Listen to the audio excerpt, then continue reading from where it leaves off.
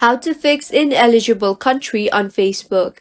Hello everyone, I am Bishaka and welcome to our channel. Let's get right into the tutorial. In order to fix ineligible country on Facebook, firstly launch the settings application on your device and tap on General. You will see the option for language and region. Tap on that and then tap on region and go ahead and change your region. Now go back to settings and tap on the search bar and search for location. You will see the option for reset location and privacy. Tap on that. Now tap on reset and then tap on reset location and privacy. You will be asked to enter your password, so go ahead and enter your password and tap on reset settings.